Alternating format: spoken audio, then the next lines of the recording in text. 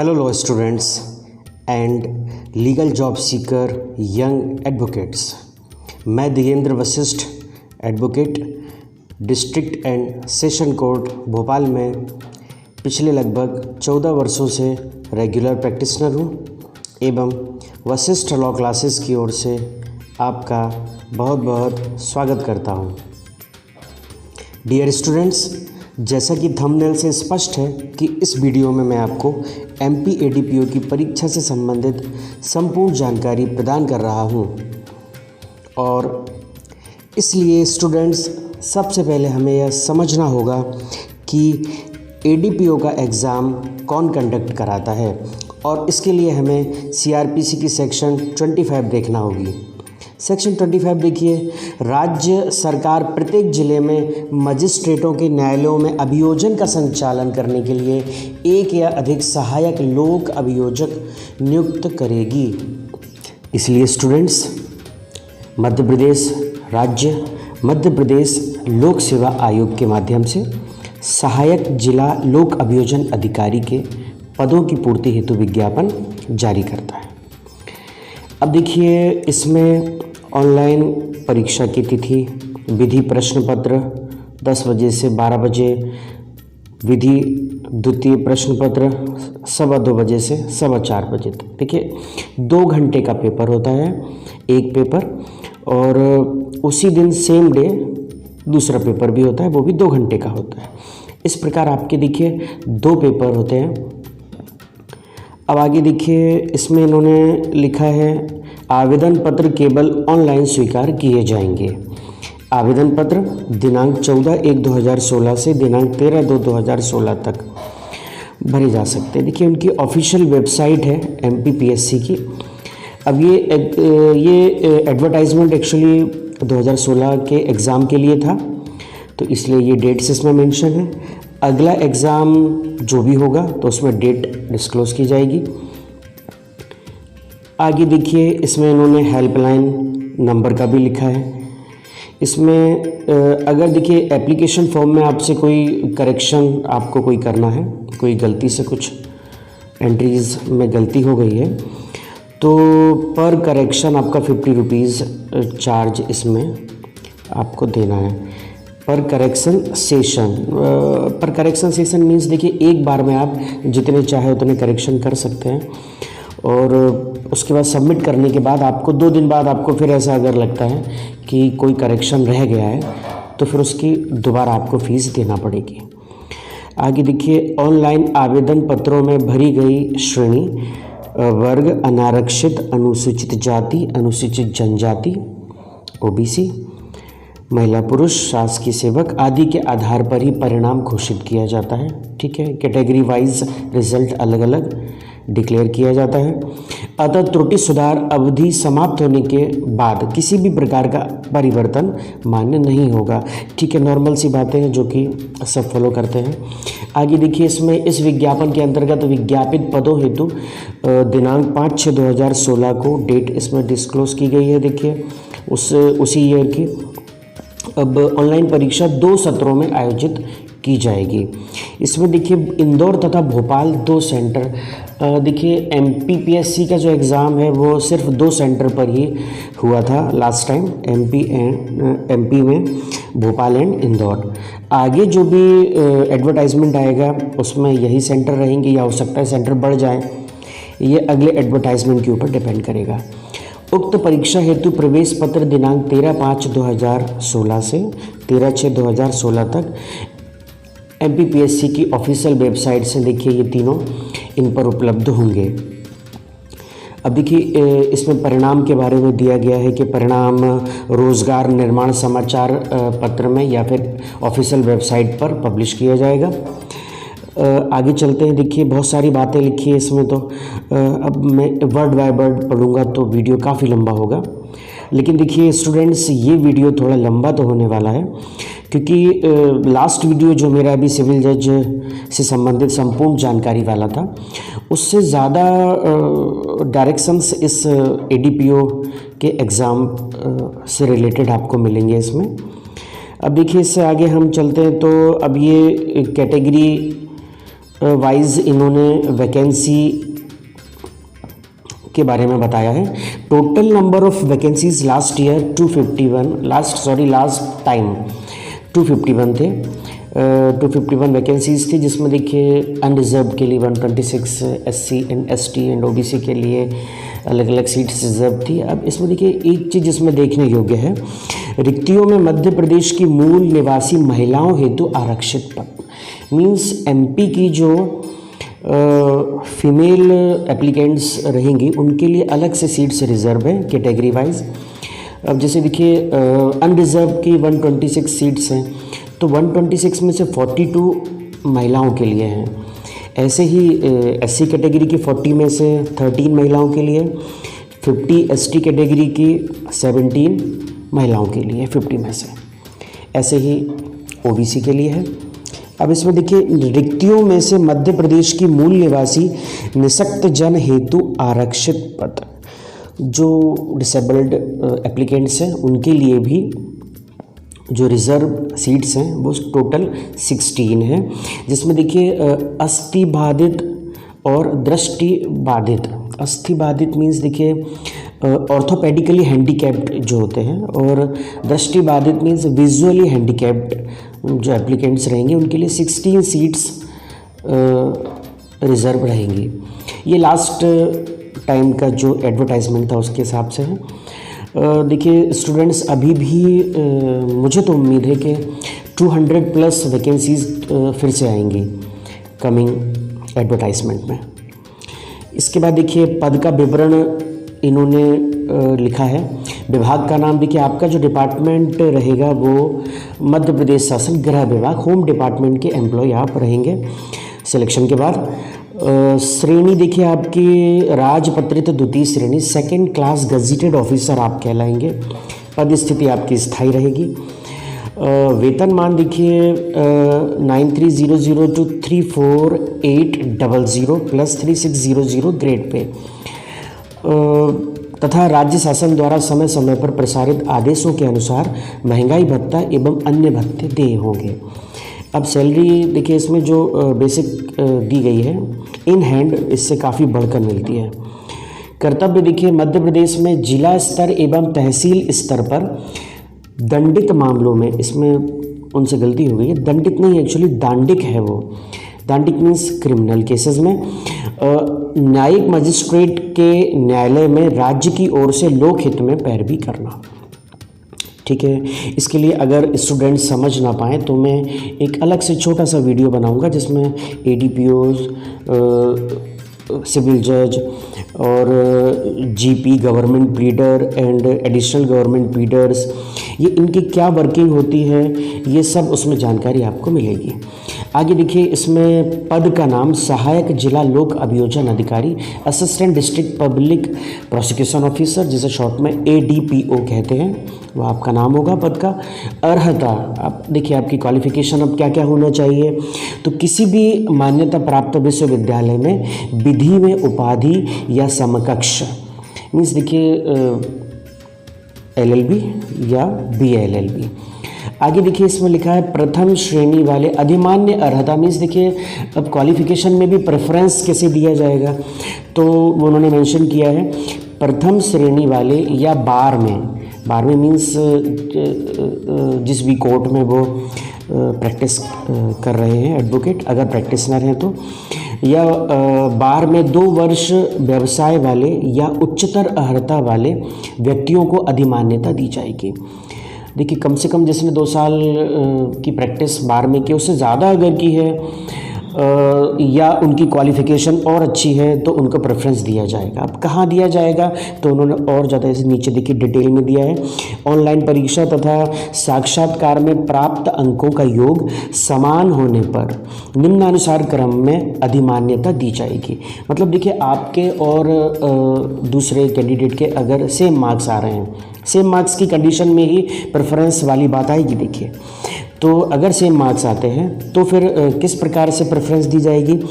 ए, सर्वप्रथम उच्चतर अर्हता विधि में स्नातकोत्तर उपाधि, मीन्स PG अगर आपका LLM धारक अभ्यर्थी अंकों के आधार पर, मतलब देखिए अब LLM में भी अगर दोनों ही एलएलएम हैं, सेम मार्क्स हैं, तो फिर जिसके एलएलएम में ज़्यादा मार्क्स हैं उसको प्रेफरेंस दिया जाएगा।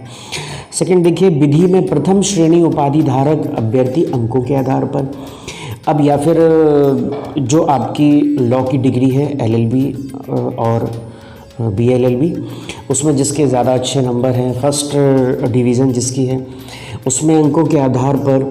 नेक्स्ट देखिए, 2 वर्ष के विधि व्यवसाय का अनुभव धारित करने वाले अभ्यर्थी अनुभव अवधि के आधार पर। अब इन्होंने मिनिमम 2 ईयर्स तो लिखा, देखिए अब इसमें 2 साल से भी ज़्यादा अगर किसी का है, सेम सब चीज़ें मैच कर रही हैं, तो फिर ये देखेंगे कि किसकी प्रैक्टिस ज़्यादा है, उसको फिर प्रेफरेंस दिया जाएगा।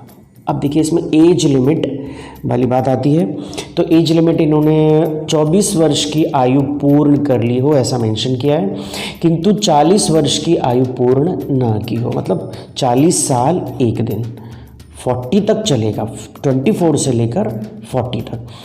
अब देखिए इसमें आयु संगणना तिथि कैलकुलेट कैसे करेंगे आपकी एज, तो वो 1/1/2016 जो डेट इसमें मेंशन है वो एडवर्टाइजमेंट के हिसाब से मेंशन है।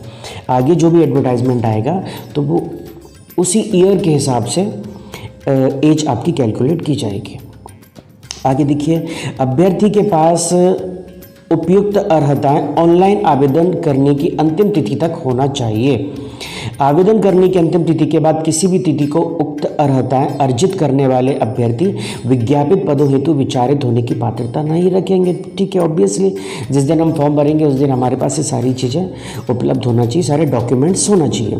शासन द्वारा पदों की संख्या का पुनरीक्षण करने पर इस पद संख्या में परिवर्तन किया जा सकता है। ठीक है, ऑब्वियसली वैसे जनरली ऐसा होता नहीं है, एक बार एडवर्टाइजमेंट पब्लिश हो जाता है तो उतनी ही सीट्स रहती है। आगे देखिए, चयनित अभ्यर्थियों की नियुक्ति 2 वर्ष की परिवीक्षा अवधि पर की जाएगी। परिवीक्षा अवधि प्रोबेशन पीरियड होता है। देखिए आपकी नियुक्ति के बाद जब आप नियुक्त हो जाएंगे उसके बाद फिर आपका working plus way of behaviour, जिस कोर्ट में आप काम कर रहे हैं वहाँ जुडिशियल ऑफिसर से किस तरीके से आप बिहेव कर रहे हैं, ये इस पर ध्यान दिया जाता है। जनरली सभी कंटिन्यू हो जाते हैं। देखिए स्टूडेंट्स, आप लोग इतनी मेहनत करके पद प्राप्त करोगे तो सबका behaviour plus way of working अच्छा ही होता है। आगे देखिए, किसी भी प्रवर्ग में मध्य प्रदेश की मूल निवासी महिलाओं के लिए आरक्षित पद उपयुक्त महिला अभ्यर्थी के अभाव में उसी प्रवर्ग के पुरुष अभ्यर्थियों के चयन द्वारा भरे जा सकेंगे। देखिए फीमेल कैंडिडेट के लिए जो सीट्स रिज़र्व हैं, अब उसमें से अगर कोई सीट फिल नहीं हो पा रही है फाइनली सिलेक्शन के बाद, तो फिर उसकी जो पूर्ति है वो पुरुष वर्ग से की जाएगी, उसी कैटेगरी से। आगे देखिए, SC, ST, OBC इनके लिए जो आरक्षित पद केवल मध्य प्रदेश के मूल निवासी उनके लिए ही आरक्षित हैं। तो देखिए ये तो अंडरस्टूड है कि जो भी रिजर्वेशन का फ़ायदा होता है वो उसी स्टेट के एप्लीकेंट्स के लिए होता है, अदर स्टेट के एप्लीकेंट्स के लिए नहीं होता। यही इसमें लिखा हुआ। ये जानकारी जनरली जो स्टूडेंट्स फॉर्म भरते आए हैं अभी तक उनको पहले से ही होती है, लेकिन चूँकि जो स्टूडेंट्स नए हैं LLB फर्स्ट ईयर में या BLLB फर्स्ट ईयर में जिन्हें ये जानकारी नहीं है, तो इसलिए मैं सारी चीज़ें आपको डिटेल में बता रहा हूँ। मध्य प्रदेश के बाहर के अनुसूचित जाति, अनुसूचित जनजाति, अन्य पिछड़ा वर्ग के अभ्यर्थी अपना वर्ग अनारक्षित लिखेंगे। तो डेफिनेटली भाई, जैसा मैंने अभी आपको कहा कि स्टेट के बाहर के जो एप्लीकेंट्स रहेंगे वो अनरिजर्व्ड कैटेगरी अपनी फॉर्म में फिल करेंगे। आगे देखिए, सहायक जिलालोक अभियोजन अधिकारी के पद के कार्य स्वरूप को देखते हुए ये पद केवल 40% या अधिक अस्थिबाधित या दृष्टिबाधित निःशक्त अभ्यर्थियों हेतु चिन्हांकित हैं। अतः श्रवण बाधित श्रेणी के निःशक्त अभ्यर्थी उक्त पदों पर आवेदन के पात्र नहीं होंगे। ये आपको अच्छे से समझना ज़रूरी है। देखिए कि अस्थिबाधित जो ऑर्थोपेडिकली हैंडीकैप्ड और विजुअली हैंडीकैप्ड एप्लीकेंट्स हैं, वो देखिए उनके 2 तरह के सर्टिफिकेट्स होते हैं, बिलो 40% और एबव और इक्वल 40%। तो देखिए इसमें बिलो 40% वाला जो सर्टिफिकेट है वो आपका काम नहीं आएगा। इसमें देखिए आपको एबव और इक्वल 40% का ही आपका सर्टिफिकेट होना चाहिए। और इसमें देखिए स्पष्ट उन्होंने लिखा है कि श्रवण बाधित श्रेणी के, मतलब देखिए जो मतलब सुन नहीं सकते हैं, उनके लिए ये देखिए वो इस कैटेगरी में आवेदन के पात्र नहीं होंगे।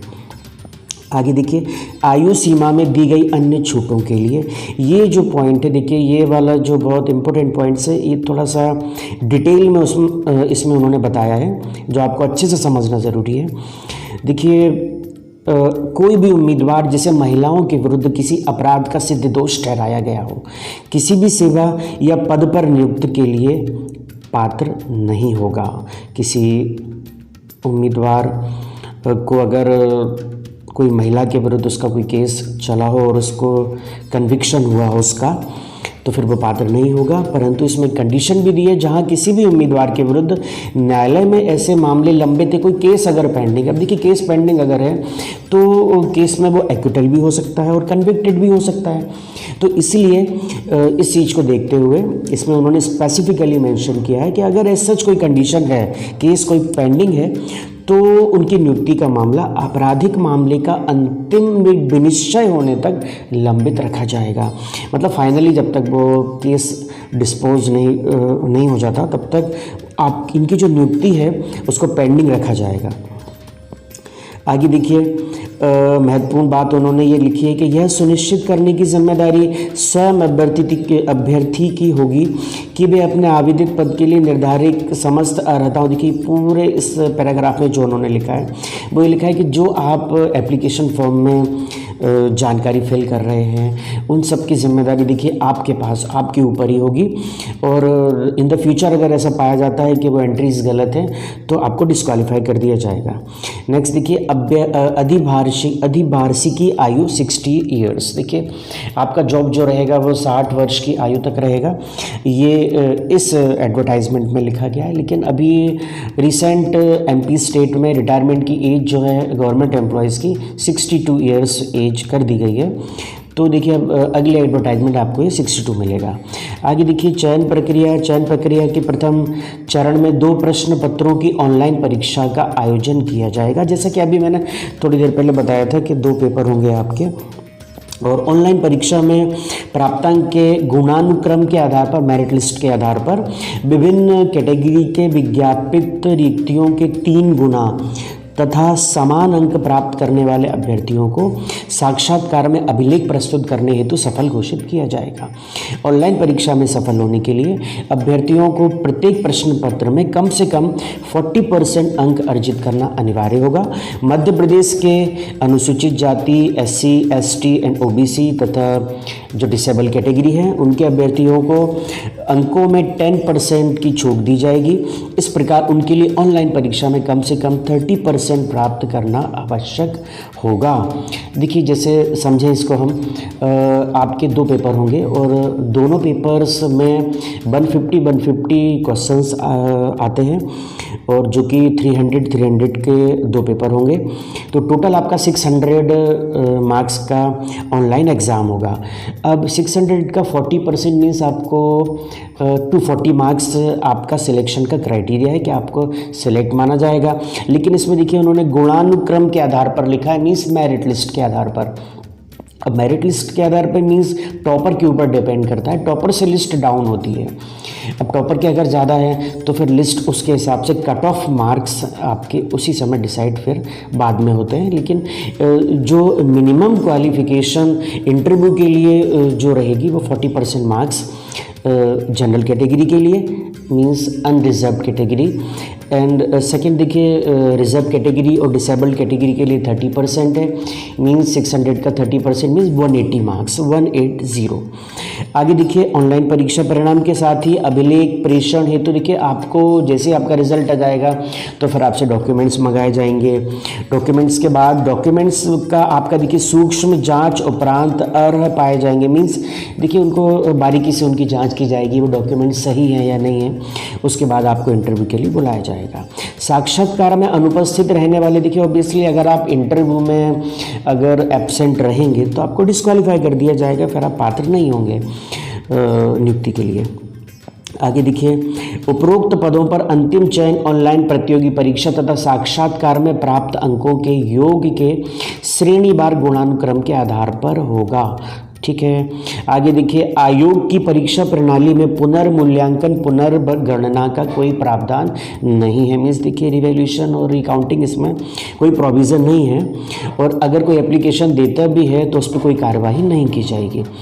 चयन परिणाम प्रकाशित होने के बाद भी यदि कोई कंप्यूटर त्रुटि, लिपिकी त्रुटि ध्यान में आती है तो आयोग को चयन परिणाम सुधारने का अधिकार सुरक्षित है। ऑब्वियस सी बात है ये। आगे देखिए, ऑनलाइन परीक्षा परिणाम के संदर्भ में आवश्यक निर्देश। अब देखिए, आपका जब एग्ज़ाम हो जाएगा तो ऑनलाइन परीक्षा उपरांत परीक्षा में पूछे गए प्रश्नों और उनके आदर्श उत्तरों की कुंजी, एक आंसर की तैयार की जाती है। देखिए, जिसके आधार पर आपका वैल्यूएशन किया जाएगा। तो वो MPPSC की जो ऑफिशियल वेबसाइट्स हैं, ये तीनों वेबसाइट्स हैं, उन पर ऑब्जेक्शन के लिए वहाँ पर आप कर सकते हैं ऑब्जेक्शन। अगर आपको ऐसा लग रहा है देखिए कि जो आंसर की का आंसर आपके हिसाब से गलत हो रहा है तो आप ऑब्जेक्शन कर सकते हैं। उसके लिए एक टाइम पीरियड फिक्स किया जाता है। प्राप्त आपत्तियों पर आयोग द्वारा गठित विशेषज्ञ समिति द्वारा विचार किया जाएगा। अब ऐसे प्रश्न देखिए जिनका आदर्श कुंजी जो आंसर की जो तैयार की गई है MPPSC द्वारा, उसमें गलत उत्तर दिया गया है और प्रश्न के वैकल्पिक उत्तरों में से दूसरा सही उत्तर उपलब्ध है, तब आंसर की जो है उसको अमेंड कर लिया जाएगा, उसको संशोधित कर लिया जाएगा। लेकिन बाई चांस अगर वो उत्तर है ही नहीं, उसमें देखिए गलती हो जाती है कभी कभी, और पिछला हम रिकॉर्ड देखें 15-20 साल के पेपर्स का तो होता है ऐसा, तो इसलिए इसमें मेंशन किया जाता है। बाई चांस अगर देखिए करेक्ट आंसर उन ऑप्शंस में अवेलेबल ही नहीं है तो फिर फिर उसको कैंसिल कर दिया जाता है, उस क्वेश्चन को सभी को बराबर मार्क्स दे दिए जाते हैं। आगे देखिए, अब इसके बाद ऑनलाइन प्रतियोगी परीक्षा के शहर, जैसे मैंने ऊपर अभी बताया था कि 2 शहरों में ही ये एग्ज़ाम कंडक्ट किया जाता है, भोपाल और इंदौर। तो अब ये इन दोनों शहरों में से कोई एक आपको फिल करना होता है। अभ्यर्थी उक्त शहरों में से उनकी अग्र मान्यता क्रम में दोनों शहर केंद्र चुन सकते हैं। मतलब आपको प्रेफरेंस चुनना पड़ता है कि अब जैसे जो भोपाल के पास सीहोर जिला है तो सीहोर के कैंडिडेट्स ऑब्वियसली भोपाल ही पहली प्रेफरेंस में भरेंगे, उसके बाद इंदौर।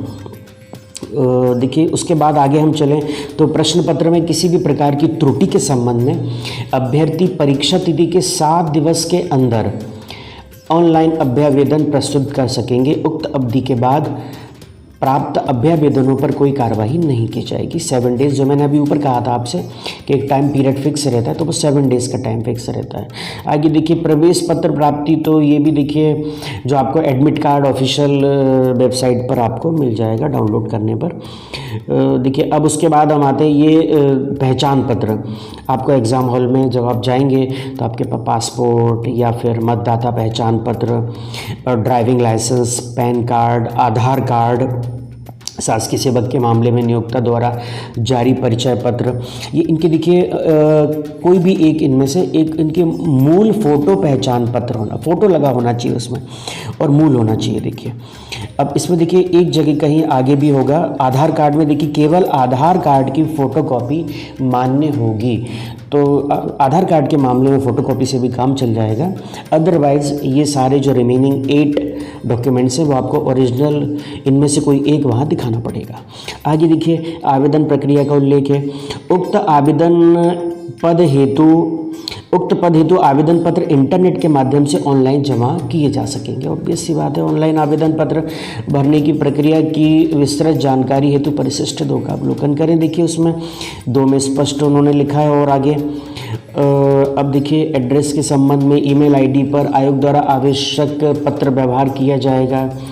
ठीक है, ये नॉर्मल सी बातें हैं, ये बहुत ज़्यादा ज़रूरी नहीं है। देखिए, वर्ड वाइड वर्ड पढ़ने में बहुत टाइम लगेगा इस एडवर्टाइजमेंट के लिए। मैं ज़रूरी जो चीज़ें आपको जानना ज़रूरी है वो सब बता दूँगा, इस वीडियो में बताऊँगा। अभ्यर्थी विस्तृत जानकारी हेतु निम्न परिशिष्ट क्या देखें। देखिए, आयु सीमा की छूट क्या है, आवेदन पत्र भरने के तथा अन्य निर्देश जानकारियाँ, ऑनलाइन परीक्षा के संबंध में ऑनलाइन परीक्षा की योजना और पाठ्यक्रम। देखिए, देखिए उच्चतर आयु सीमा में ये जो पॉइंट है, देखिए बहुत लोग इसमें कंफ्यूज होते हैं, बहुत स्टूडेंट्स इसमें क्वेश्चंस भी पूछते हैं कि सर किस एज तक हम अलग हमारी कैटेगरी को कहाँ किस एज तक की एज तक हम एग्ज़ाम दे सकते हैं। तो इसके देखिए इसमें बहुत अच्छे से क्लैरिफाई किया गया है। ये जनरली कि सिविल जज के एग्ज़ाम में इस तरीके से क्लैरिफिकेशन नहीं होता है।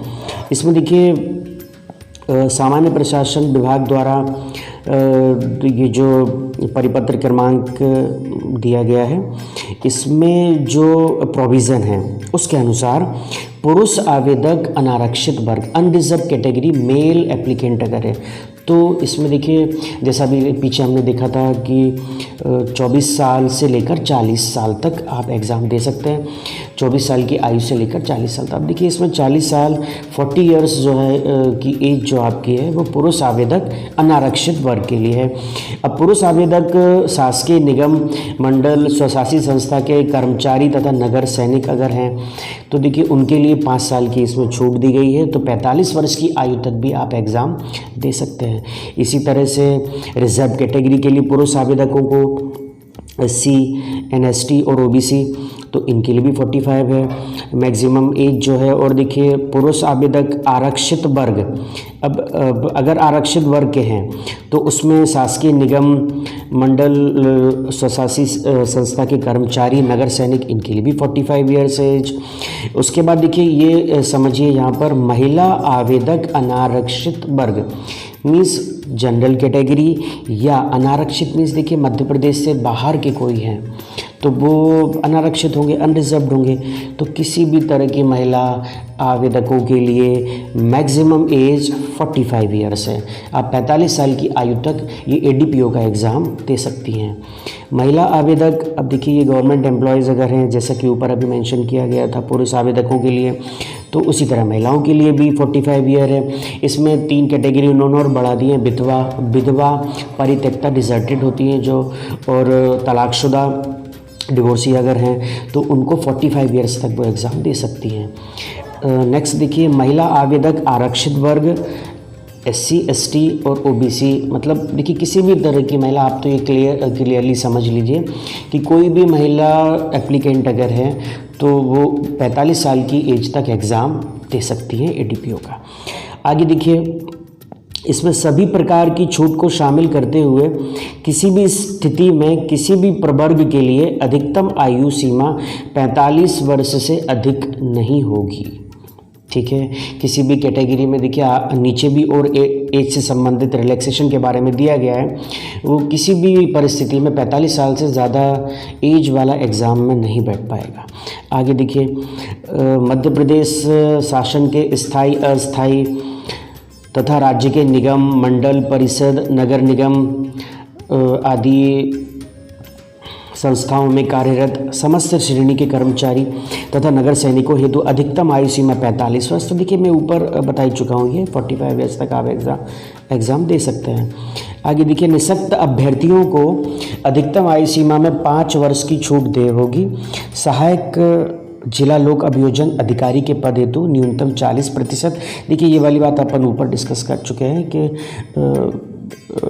जो डिसेबिलिटी का सर्टिफिकेट है वो एबव और इक्वल 40% का होना चाहिए। निःशक्त अभ्यर्थी इसकी छूट के पात्र नहीं हैं।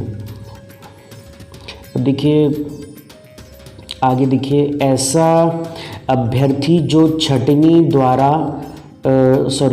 किया गया शासकीय सेवक हो, अपनी आयु में से उसके द्वारा पहले की गई संपूर्ण अस्थायी सेवा की अधिक से अधिक 7 वर्ष की कालावधि, भले ही वह कालावधि 1 से अधिक बार की गई सेवा का योग हो, कम कराने के लिए अनुज्ञात किया जाएगा।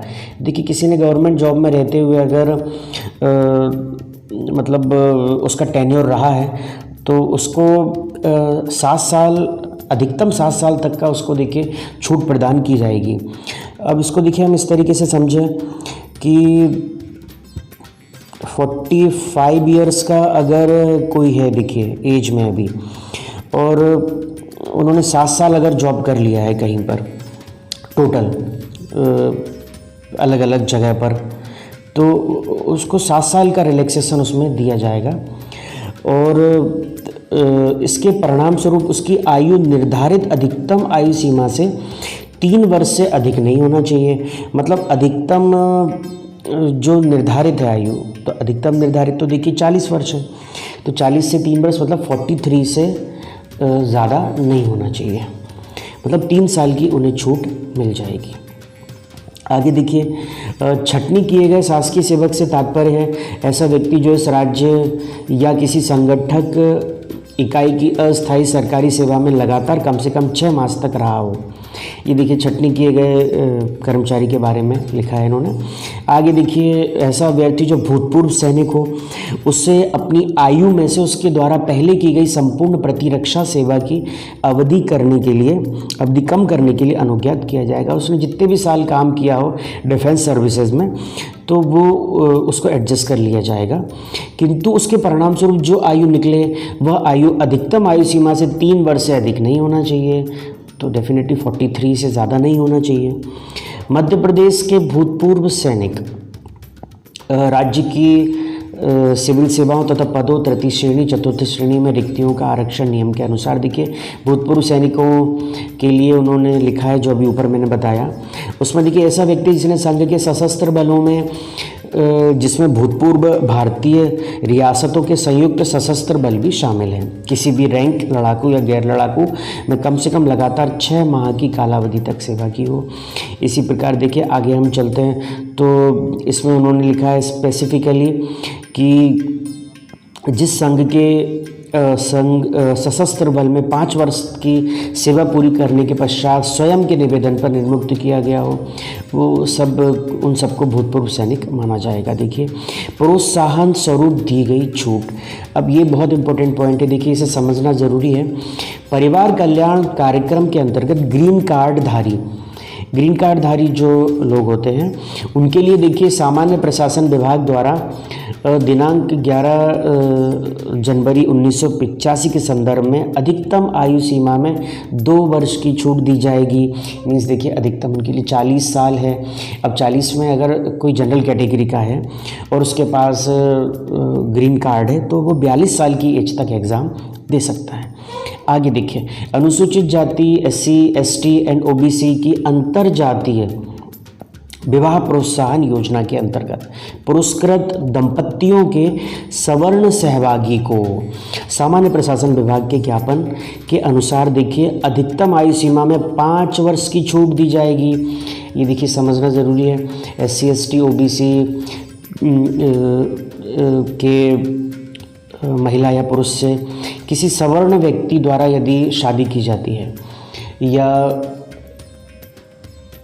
सवर्ण महिला या पुरुष द्वारा, तो देखिए वो उसको 5 वर्ष की अधिकतम आयु सीमा में छूट दी जाएगी। ये प्रोत्साहन स्वरूप दी गई छूटें हैं। देखिए अब यानी कि अगर कोई जनरल कैटेगरी का है, अब उसने SC ST या OBC की महिला से अगर विवाह किया है पुरुष आवेदक ने, तो वो 40+5 मीन्स 45 ईयर्स की एज तक एग्ज़ाम दे सकता है। आगे देखिए, विक्रम पुरस्कार से सम्मानित खिलाड़ियों को, उनको भी देखिए 5 वर्ष तक की छूट दी जाएगी, विक्रम पुरस्कार से सम्मानित खिलाड़ियों को। आगे देखिए, इसमें उन्होंने स्पेसिफिकली मेंशन किया है कि प्रोत्साहन स्वरूप अधिकतम आयु सीमा में विभिन्न कार्यों योजनाओं के अंतर्गत दी गई छूटों में से यदि कोई अभ्यर्थी एक से अधिक छूट का आधार रखता है तो उसे आयु सीमा में अधिकतम लाभ वाले किसी एक आधार के लिए, प्रोत्साहन वाले किसी एक आधार के लिए देय छूट मिलेगी। डेफिनेटली अलग अलग आधार के लिए आपको छूट नहीं मिलेगी, एक आधार पर आपको छूट मिलेगी।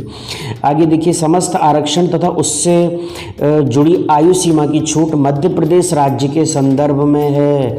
अतः SC ST OBC निःशक्त तथा महिला अभ्यर्थियों को देय आरक्षण तथा आयु सीमा में छूट केवल मध्य प्रदेश के मूल निवासियों को ही देय होगी। अन्य प्रदेशों के उक्त श्रेणी के अभ्यर्थी अनारक्षित मान्य होंगे। ये आपको बहुत अच्छे से समझना ज़रूरी है। आगे देखिए, आगे इसमें उन्होंने जो मेंशन किया है वो ऑनलाइन आवेदन करने के संदर्भ में डायरेक्शन दिए गए हैं। तो देखिए इसमें उन्होंने कहा है कि सहायक जिला लोक अभियोजन अधिकारी के पद के लिए ऑनलाइन आवेदन करने के संदर्भ में आवश्यक अनुदेश निम्नानुसार क्या क्या है। देखिए, आवेदन पत्र निम्न वेबसाइटों पर भरे जा सकेंगे, ये हम ऊपर डिस्कस कर चुके हैं। देखिए, ये उसी को उन्होंने रिपीट किया है यहाँ पर 1 बाय 1 कि देखिए इंटरनेट के माध्यम से आप फॉर्म भर सकते हैं, घर पे भी भर सकते हैं, और फीस जो है वो भी बैंकिंग द्वारा फीस जमा कर सकते हैं। आगे देखिए, आवेदन पत्र भरते समय ध्यान रखना चाहिए कि उक्त वेबसाइट पर दिए गए ऑनलाइन आवेदन पत्र की प्रत्येक जानकारी अच्छी तरह समझकर सावधानीपूर्वक सही रूप में जिस प्रकार चाहा गया है उसी प्रकार जानकारी भरी जाए। तो देखिए, इस पे भी मैं बता चुका हूँ कि अगर अपन कोई गलती करेंगे तो देखिए अपनी ही उसमें गलती मानी जाएगी और आपको डिस्क्वालीफाई कर दिया जाएगा। आगे देखिए, फॉर्मल सी बातें हैं, त्रुटि सुधार वाली बात जो ऊपर उन्होंने मेंशन की थी। एडवर्टाइजमेंट में 50 रुपये पर सेशन रहेगा, इसमें देखिए फ़ीस रहेगी। और उसके बाद देखिए, परीक्षा तथा आवेदन शुल्क। अब देखिए, एमपी के जो मूल निवासी SC ST एंड OBC तथा निःशक्त श्रेणी के जो कैंडिडेट्स हैं उनके लिए 600 रुपीज़ फ़ीस है, और बाकी रिमेनिंग के लिए देखिए 1200 रुपये फ़ीस है। अब इसके बाद आगे देखिए, आयोग को प्राप्त शुल्क केवल निम्न परिस्थितियों में ही अभ्यर्थी को वापस किया जाएगा। यदि आयोग द्वारा विज्ञापन निरस्त किया जाए, किसी कारण से परीक्षा अथवा चयन की कार्यवाही निरस्त कर दी जाए। ऑब्वियस सी बात है, जनरली ऐसा होता नहीं है आगे, लेकिन चूँकि बाई चांस कभी ऐसा हो गया तो इसलिए ये चीज़ें मेंशन की जाती हैं। ऑनलाइन आवेदन करने की अंतिम तिथि इसमें मेंशन है। देखिए, उसके बाद अगर कोई प्रॉब्लम है तो देखिए आप हेल्पलाइन नंबर पे भी कांटेक्ट कर सकते हैं।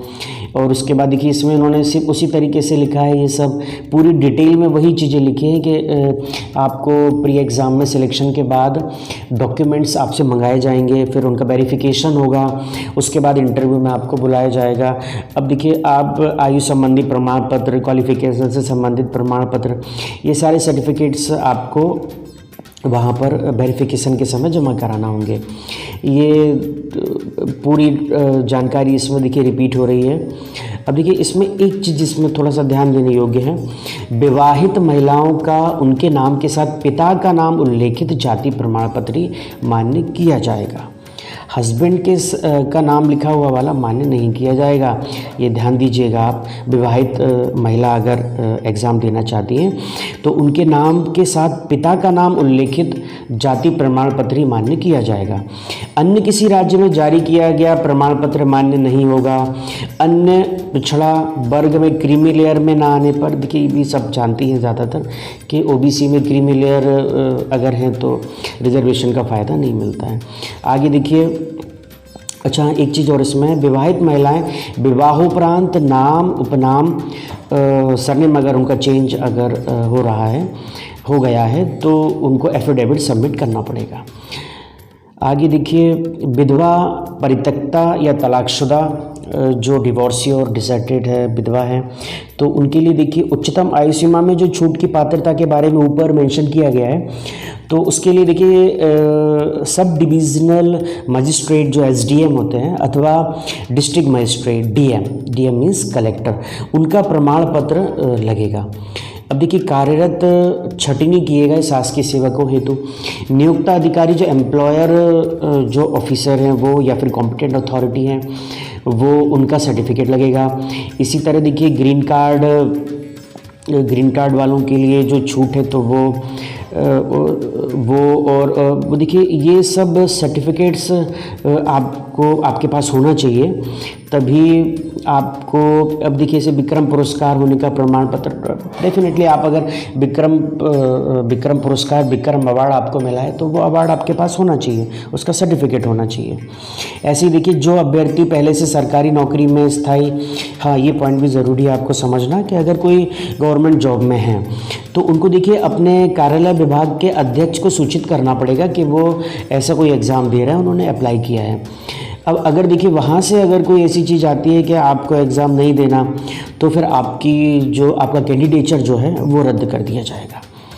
आगे देखिए, यदि निम्नलिखित में से किसी एक के लिए दोषी अगर हैं, आपके लिए डिस्क्वालीफाई अगर कर मतलब डिस्क्वालिफिकेशन से संबंधित बात इसमें बताई जा रही है। देखिए कि जिसने अपनी उम्मीदवारी के लिए साक्षात्कार में किसी भी तरीके से समर्थन अभी प्राप्त किया, कहीं से कोई जैक वगैरह लगाने की कोशिश आपने की है, प्रतिरूपण किया है। देखिए इम्पर्सोनेशन, जैसे मतलब देखिए इम्पर्सोनेशन मीन्स किसी व्यक्ति से प्रतिरूपण कराया है, आप अपने बदले किसी दूसरे व्यक्ति को इंटरव्यू में भेज रहे हैं, या जो सो कॉल्ड मुन्ना भाई MBBS जो आपने देख रखी है मूवी, तो आप समझ ही गए होंगे, तो वो इम्पर्सोनेशन कहलाता है एक्चुअली। तो वो उससे रिलेटेड अगर आप में कोई ऐसी चीज़ पाई जाती है तो डिस्क्वालीफाई कर दिया जाएगा। कूटरचित अभिलेख या ऐसे अभिलेख प्रस्तुत किए हो जिनमें फेरबदल किया गया हो तो फिर आपका कैंडिडेटशिप ख़त्म कर दिया जाएगा। और उसके अलावा देखिए सारी चीज़ें इसमें अनुचित या अनुचित साधन का कोई उपयोग किया गया है परीक्षा कक्ष में तो भी आपको डिस्क्वालीफाई कर दिया जाएगा। परीक्षा कक्ष में या साक्षात्कार में किसी अन्य तरीके से कोई मिसबिहेव आप कर रहे हैं तो भी। अब देखिए उसके बाद आयोग क्या करता है, देखिए अगर एज सच कोई आपको डिस्क्वालीफाइड कर रहे हैं तो उसे उस परीक्षा के लिए जिसके लिए वह उम्मीदवार है तो उसके लिए तो आपको पहले डिस्क्वालीफाई ठहरा दिया जाएगा। और उसके बाद देखिए आगे भी कोई एग्ज़ाम अगर होंगे तो उसके लिए भी आपको बार कर दिया जाएगा, मतलब आपको विवर्जित कर दिया जाएगा, वो एग्ज़ाम नहीं दे पाएंगे आगे आने वाले एग्ज़ाम्स भी। एंड सेकेंडली देखिए, यदि वह शासन के अधीन पहले से ही सेवा में, यदि कोई गवर्नमेंट जॉब में है पहले से ही और परमिशन लेकर वो एग्ज़ाम देने आया है और वहाँ कोई मिसबिहेव कर रहे हैं या इम्पर्सोनेशन या कोई भी अनुचित साधन का उपयोग कर रहे हैं तो देखिए उनके जो पेरेंटल डिपार्टमेंट है उनको आपके विरुद्ध अनुशासनिक कार्रवाई है तो ये आपके पैतृक विभाग को अनुशंसा की जाएगी। इसके अतिरिक्त अभ्यर्थी के विरुद्ध आपराधिक अभियोजन भी दर्ज किया जा सकेगा। ये आयोग के ऊपर है, वो आपके विरुद्ध केस भी रजिस्टर्ड, क्रिमिनल केस भी रजिस्टर्ड कर सकते हैं। आगे देखिए इसी तरह उन्होंने डिस्क्वालिफिकेशन में बातें लिखी हैं। देखिए लिखित परीक्षा की पश्चातवर्ती प्रक्रिया के संदर्भ में आवश्यक निर्देश परीक्षा का परिणाम केवल रोजगार निर्माण में आएगा, ऑफिशियल वेबसाइट पर आएगा। देखिए फिर आपको डॉक्यूमेंट्स के लिए बुलाया जाएगा, फिर साक्षात्कार रिपीट कर रहे हैं। देखिए अब इसमें देखिए यात्रा व्यय का भुगतान वाली बात है कि आपका देखिए अगर आप भोपाल और इंदौर कहीं पे भी एग्ज़ाम देने के लिए आए हैं कहीं दूसरी जगह से MP के, तो जो नियरेस्ट आपको पड़ेगा देखिए वही, ये इसमें एक जगह और मेंशन है आगे कि पास वाला सेंटर ही होना चाहिए। मतलब ये नहीं कि जैसे देखिए आप सीहोर में रहते हैं आप और तो आपको पास वाला तो देखिए भोपाल ही पड़ेगा, लेकिन आप यात्रा व्यय आपको पता है कि मुझे यात्रा व्यय तो मिलेगा तो फिर आप इंदौर अपना सेंटर भरते हैं, आपके इंदौर में कोई रिलेटिव हैं तो आप उनसे भी मिल लोगे। ये सब चीज़ें कुछ लोग करते हैं तो देखिए इसमें इसलिए मेंशन किया जाता है कि जो नियरेस्ट है आपको वही वहाँ पर सेंटर अपने फॉर्म में भरना है। अब देखिए यात्रा व्यय आपको किसको मिलेगा, देखिए तो वो निम्न श्रेणी के अभ्यर्थियों को प्रारंभिक परीक्षा, मुख्य परीक्षा तथा साक्षात्कार हेतु मध्य प्रदेश शासन के प्रचलित नियमों के अधीन यात्रा व्यय की पात्रता होगी। तो इसमें देखिए मुख्य परीक्षा तो होती नहीं है, सिर्फ ऑनलाइन प्री एग्ज़ाम होगा और इंटरव्यू होगा, तो उन दोनों के लिए आपको यात्रा व्यय जो है वो उनकी पात्रता होगी। पर किसको होगी देखिए, तो वो उनको होगी मध्य प्रदेश के मूल निवासी हैं जो SC ST और OBC कैटेगरी के हैं, और लेकिन जो कहीं सेवारत नहीं हैं। अगर कहीं वो कहीं सेवारत हैं तो फिर उन्हें यात्रा व्यय नहीं मिलेगा। दूसरा देखिए मध्य प्रदेश के मूल निवासी 40% या अधिक निःशक्त श्रेणी के अभ्यर्थी जो कहीं सेवारत ना हो तो डेफिनेटली अगर जॉब में है तो फिर उन्हें नहीं मिलेगा। आगे देखिए उक्त श्रेणी के अभ्यर्थियों को उनके द्वारा ऑनलाइन आवेदन पत्र में उल्लेखित वर्तमान निवास के पते के शहर ग्राम से उन्हें आवंटित परीक्षा शहर तक आने तथा जाने की यात्रा व्यय का भुगतान किया जाएगा। आगे देखिए उक्त श्रेणी के अभ्यर्थियों को इसके लिए केंद्राध्यक्ष द्वारा आयोग द्वारा निर्धारित घोषणा पत्र प्रदान किया जाएगा, जिसे भरकर अभ्यर्थियों को यात्रा व्यय की पात्रता से संबंधित निम्न अभिलेखों के साथ केंद्राध्यक्ष को प्रस्तुत करना होगा। कौन से? जो आपका सर्टिफिकेट से देखिए सेल्फ अटेस्टेड, अगर आप डिसेबल हैं तो आपका वो सर्टिफिकेट, यात्रा का टिकट आपको दिखाना पड़ेगा कि देखिए कहाँ से आप आए हैं, आपको कितना पैसे देना पड़े हैं रेलवे को। आगे देखिए अभ्यर्थी द्वारा प्रस्तुत अभिलेखों के परीक्षण के बाद यात्रा व्यय का भुगतान ऑनलाइन पद्धति से आपके अकाउंट में जाएगा। ये इसमें लिखा देखिए आपको IFSC कोड वगैरह पूरी डिटेल जो फॉर्म है उसमें फिल करना होती है। यात्रा व्यय भुगतान की पात्रता रखने वाले अभ्यर्थी अपने वर्तमान पते के निकटतम शहर को, देखिए ये चीज़ मैंने भी थोड़ी देर पहले बताई थी कि निकटतम शहर को प्रथम विकल्प के केंद्र के रूप में चुनें। आगे देखिए ऑनलाइन परीक्षा के संबंध में डायरेक्शंस इस एडवर्टाइजमेंट में दिए गए हैं। परीक्षा के पूर्व जो आपको फॉलो करना है डायरेक्शंस, तो वो देखिए कुछ चीज़ें फॉर्मल सी हैं लेकिन मैं बता देता हूँ। परीक्षार्थी अपना प्रवेश पत्र देखिए आप ऑनलाइन प्राप्त कर सकते हैं, अपनी डेट ऑफ बर्थ एंट्री करके। अब बाई चांस आपका देखिए एप्लीकेशन नंबर अगर कहीं आपका खो जाता है तो भी आप OTP प्राप्त कर सकते हैं और लिंक आपको बाकायदा वहाँ मिल जाएगी। और उसके बाद देखिए परीक्षा हेतु रजिस्टर्ड आवेदकों को उनके द्वारा चुने गए विकल्प के आधार पर रैंडम विधि से रोल नंबर प्रदान किए जाएंगे। परीक्षार्थियों हेतु निम्न टोल फ्री, देखिए अगर कोई प्रॉब्लम है आपको तो टोल फ्री नंबर है, आप पूछताछ कर सकते हैं। आयोग की वेबसाइट पर मॉक टेस्ट, देखिए मॉक टेस्ट मतलब आपने कभी कोई एग्ज़ाम नहीं दिया है और आपको हैबिचुअल होना है थोड़ा सा उसके लिए, एग्ज़ाम देने के लिए यूज्ड टू होना है, तो आप मॉक टेस्ट भी अवेलेबल है, आप उनसे अच्छे से ट्रेंड हो सकते हैं। आगे देखिए परीक्षार्थियों को परीक्षा होने के 1.5 घंटे पूर्व परीक्षा केंद्र पर पहुंचना आवश्यक है। 1.5 घंटे पूर्व ध्यान रखिए ताकि उनकी प्रवेश संबंधी आवश्यक कार्यवाही समय रहते की जा सके। आप ध्यान रखिए 1.5 घंटे का टाइम काफ़ी ज़्यादा टाइम है और ये स्टूडेंट्स कभी कभी गलती कर देते हैं और वहाँ पर फिर उन्हें एग्ज़ाम हॉल में बैठने नहीं दिया जाता है, तो 1.5 घंटे वाला टाइम ध्यान रखिएगा। परीक्षार्थी अपने साथ किसी भी प्रकार का इलेक्ट्रॉनिक उपकरण एवं अन्य अनावश्यक सामग्री साथ में नहीं लाएंगे।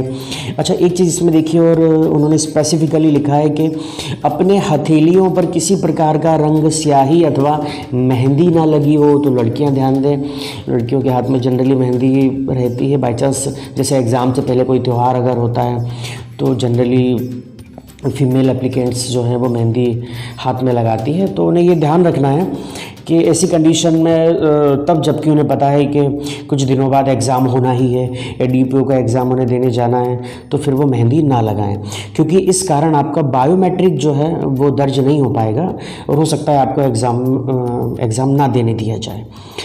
तो ये चीज़ें आपको विशेष तौर पर ध्यान रखना है। निःशक्त परीक्षार्थियों को सह लेखक की पात्रता होगी। देखिए डिसेबल्ड जो है और जो लिख नहीं पा रहे हैं, मतलब टिक नहीं कर पा रहे हैं, वहाँ आपको मशीन रहेगी, देखिए कंप्यूटर आपको दिया जाएगा बाकायदा वहाँ पर। तो अगर वहाँ पर देखिए वो उसके लिए भी एबल नहीं है तो उनको सह लेखक मतलब इसको ऑथर आपको प्रोवाइड किया जाएगा, आपको उसकी अनुमति होगी अपने साथ लाने की। सह लेखक की शैक्षणिक योग्यता अधिकतम हायर सेकेंडरी होगी, मतलब उससे ज़्यादा पढ़ा लिखा नहीं होना चाहिए। नहीं तो मतलब जैसे कोई ज़्यादा क्वालिफाइड है उसको आप साथ में लेकर आ रहे हैं तो वो मान्य नहीं किया जाएगा। 12th होना चाहिए मैक्सिमम, उससे कम वाला जो होगा वो चलेगा। और एवं उन्हें परीक्षा में प्रश्न पत्र हल किए जाने हेतु निर्धारित समय के अतिरिक्त 40 मिनट का समय दिया जाएगा। इस तरीके से अगर डिसेबल पर्सन है और उनको को-ऑथर अगर उनके साथ है तो उनको 40 मिनट्स एक्स्ट्रा दिए जाएंगे। इस हेतु परीक्षार्थी को केंद्राध्यक्ष से परीक्षा तिथि से 1 दिन पूर्व आवश्यक प्रमाण पत्र प्रस्तुत कर अनुमति लेना होगी। सह लेखक की व्यवस्था परीक्षार्थी स्वयं करेगा एवं केंद्राध्यक्ष से अनुमति प्राप्त करेगा। देखिए अब इसमें सह लेखक को यात्रा भत्ते का भुगतान नहीं किया जाएगा, ऐसा मेंशन है। आगे देखिए परीक्षार्थी के परीक्षा केंद्र पर पहुंचने पर रजिस्ट्रेशन डेस्क पर परीक्षार्थी के मूल फोटो, परिचय पत्र, देखिए जो ऊपर मैं बता ही चुका हूं अभी कि ओरिजिनल डॉक्यूमेंट्स आपको लेकर आना अपनी आइडेंटिटी के लिए, उससे मिलान किया जाता है। तत्पश्चात बायोमेट्रिक वेरिफिकेशन से मिलान किया जाएगा। अब उसके बाद देखिए आप जो है अब बायोमेट्रिक में इसमें सबसे पहले तो देखिए दाएं हाथ का अंगूठा ना होने पर फिर बाएं हाथ का अंगूठा, और अगर दोनों ही अंगूठे जिसके नहीं हैं डिसेबल्ड कैटेगरी के लिए तो फिर दाएं हाथ की प्रथम उंगली, एवं दोनों हाथ भी अगर नहीं हैं तो सह लेखक जो को ऑथर साथ में गया है डिसेबल्ड पर्सन के, तो उसके अंगूठे का वेरिफिकेशन किया जाएगा। आगे देखिए, परीक्षा कक्ष में प्रवेश के पूर्व पुलिस द्वारा तलाशी की जाएगी, जिससे कि परीक्षार्थी अपने साथ किसी भी प्रकार की वर्जित वस्तुएं अंदर न ले जा सके। अब देखिए वर्जित वस्तुएं में उन्होंने क्या क्या लिखा है कि वर्जित वस्तुएं जैसे देखिए, अब लोग बाग क्या कपड़ों में अपने कफलिंग, चश्मा, जूते मोजे में कुछ ऐसी चीज़ें डिवाइसेस प्रयोग करते हैं जिससे कि उन्हें मीन्स आंसर गैस हो जाए, तो वो इन सब चीज़ों के लिए इनको देखिए आता है परीक्षा में किसी इलेक्ट्रॉनिक डिवाइस के उपयोग को रोकने की दृष्टि से परीक्षा कक्ष में जूते मोजे पहनकर प्रवेश वर्जित होगा। तो ये देखिए बाहर से जो लोग आते हैं, लोकल हैं, तो एक बार उनको पता होता है वैसे, लेकिन जो बाहर से आ रहे हैं वो ये इंस्ट्रक्शंस बहुत अच्छे से नहीं पढ़ पाते हैं, जिसके लिए वीडियो देखिए मैंने बनाया हुआ है। तो ये अच्छे से समझ लीजिए आप कि आपको जूते मोजे पहनकर नहीं जाना है। अभ्यर्थी चप्पल व सैंडल पहनकर आ सकते हैं।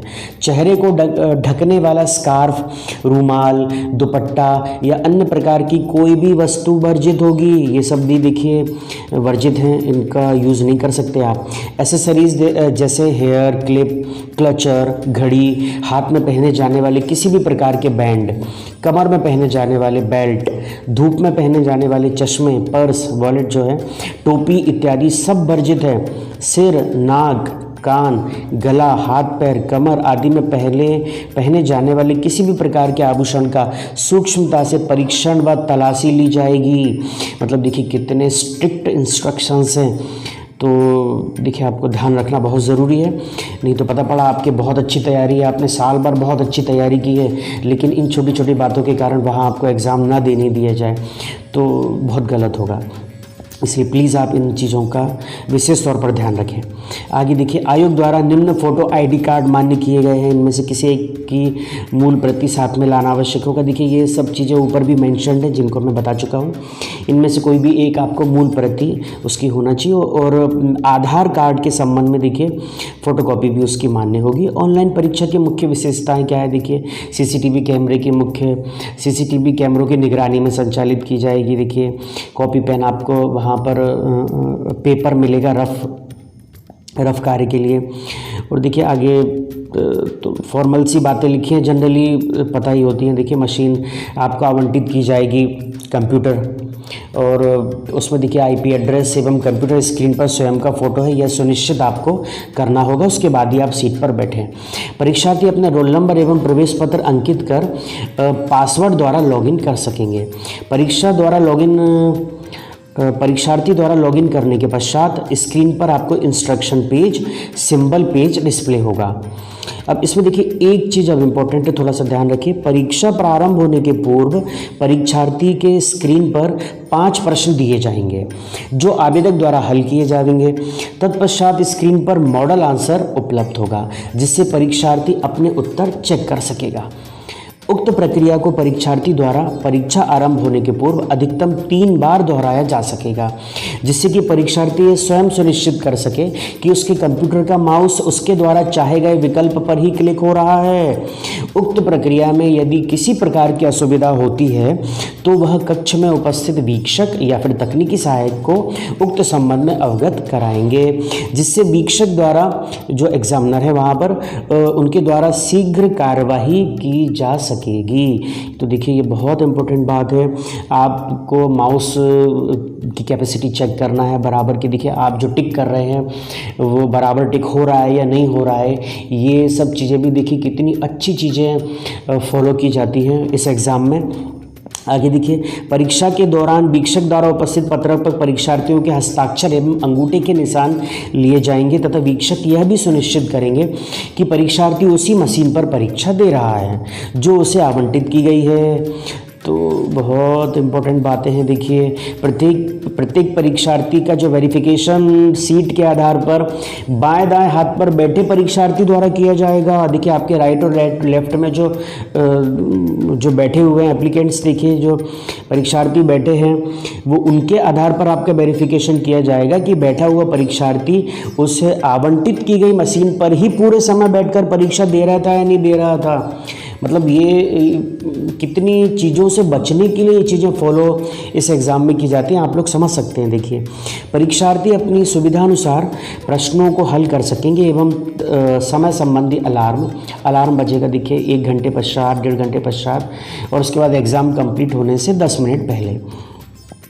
देखिए आपको अपने आंसर को करेक्ट करने की भी सुविधा है। देखिए जनरली सभी एग्ज़ाम्स में होती है। फाइनली सबमिट आपको नहीं करना है, बस ऑनलाइन सबमिट करने से पहले आप करेक्ट कर सकते हो।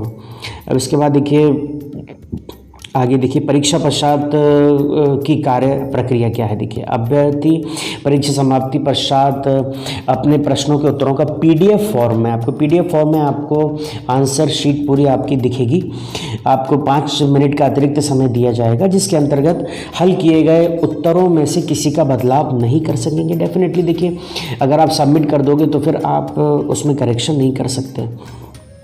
आगे देखिए ये वही चीज़ें रिपीट हो रही हैं कि यात्रा व्यय का भुगतान होगा। टिकट जो है यात्रा का जो है जिसने यात्रा का विवरण तथा राशि का स्पष्ट उल्लेख हो, रेलवे से या बस से जिस भी माध्यम से आप आए हो उसका टिकट ज़रूर आपके पास होना चाहिए और उसमें वो राशि का उल्लेख होना चाहिए जितने मतलब यात्रा व्यय के रूप में आपको चाहिए। जाति प्रमाण पत्र की फ़ोटोकॉपी जमा करने पर ही प्रदान किया जाएगा। परीक्षा समाप्ति पश्चात देखिए हल किए गए प्रश्नों एवं उत्तरों की उत्तर पुस्तिका एवं मॉडल उत्तर कुंजी अभ्यर्थी के रजिस्टर्ड ईमेल ID पर भेजी जाएगी। आंसर की जो है वो आपके जो आपने ऑनलाइन एग्ज़ाम के लिए फॉर्म फिल किया था उसमें आपने ईमेल ID भी फिल की थी, तो उसमें आप उस ईमेल ID पर आपके ये आंसर की भेजी जाएगी। और बाकी का देखिए वेबसाइट पर तो उपलब्ध रहेंगे ही रहेंगे आंसर की। आगे देखिए सहायक जिला लोक अभियोजन अधिकारी परीक्षा का योजना तथा पाठ्यक्रम, उसकी क्या योजना। देखिए ये पहले ही मैं आपको बता चुका हूँ कि प्रथम जो विधि का प्रश्न पत्र होगा उसमें देखिए 300 मार्क्स का होगा, वो 300 का होगा। दूसरा भी 300 का होगा और दोनों पेपर्स के लिए 2-2 घंटे होंगे और 150 क्वेश्चंस आएंगे दोनों पेपर्स में, एक में 150 दूसरे में 150। और देखिए और इंटरव्यू देखिए साक्षात्कार 50 नंबर का होगा, तो टोटल आपका 650 नंबर का पूरा टोटल एग्ज़ाम होगा, ऑनलाइन एग्ज़ाम प्लस इंटरव्यू।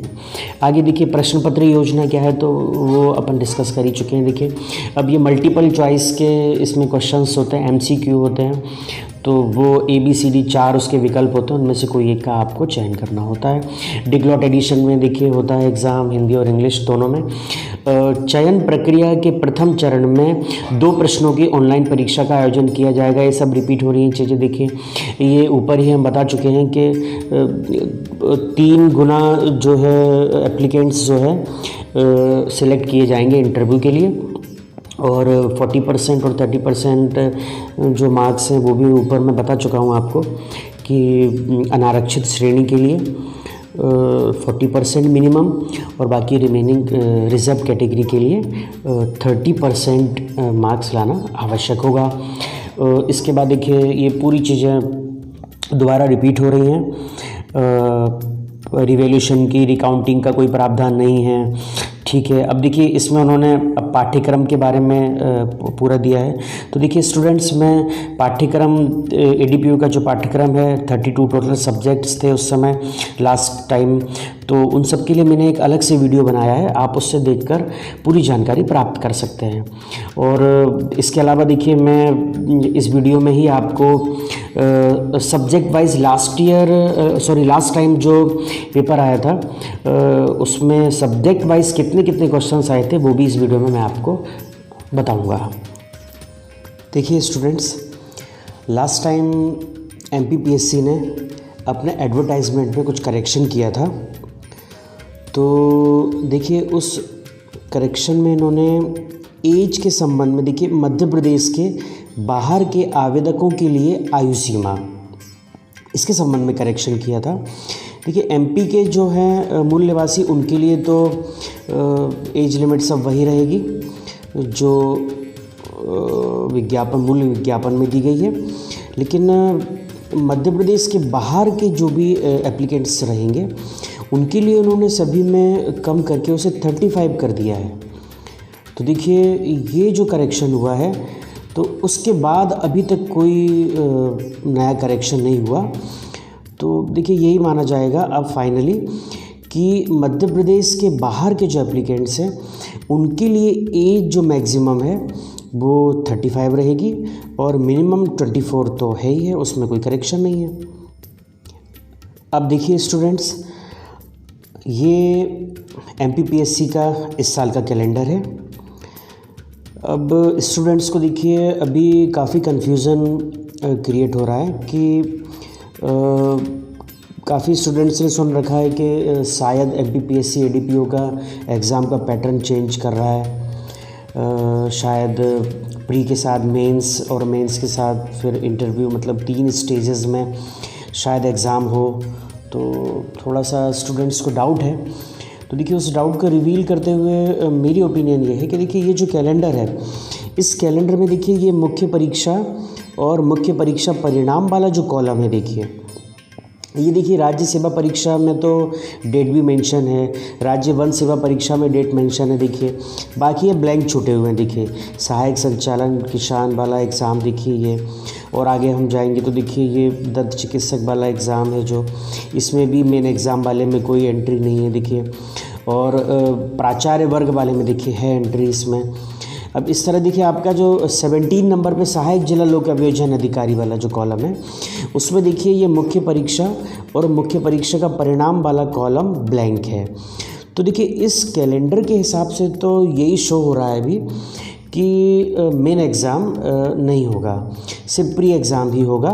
उसी तरीके से पिछले पैटर्न की तरह होना चाहिए, ऐसा इस कैलेंडर को देख के लग रहा है।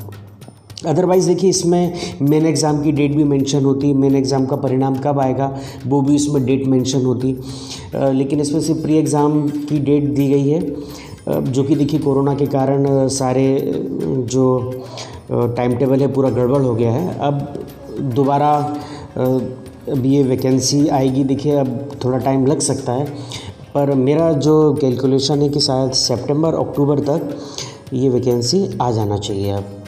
तो देखिए स्टूडेंट्स, अब मुझे ऐसा लगता है कि पैटर्न शायद चेंज ना हो, पुराना पैटर्न ही रहेगा और सब्जेक्ट्स भी 32 जो हैं वही रहेंगे। एक आध सब्जेक्ट अगर कम ज़्यादा करें तो वो कर सकते हैं। देखिए ये तो PSC के ऊपर है, वो कुछ भी कर सकते हैं। अभी सिर्फ अपन कैलकुलेशंस लगा सकते हैं। तो उसके हिसाब से मैंने कैलकुलेशन जो लगाया है वो यही है कि पैटर्न शायद चेंज ना हो। ये देखिए स्टूडेंट्स, लास्ट टाइम जो पेपर आया था ADPO का फर्स्ट पेपर, उसमें देखिए सब्जेक्ट वाइज जितने मार्क्स का आया था वो मैंने इसमें मेंशन किया है। सेकंड पेपर भी देखिए ये टोटल मिला के देखिए 600 मार्क्स के 2 पेपर्स हैं।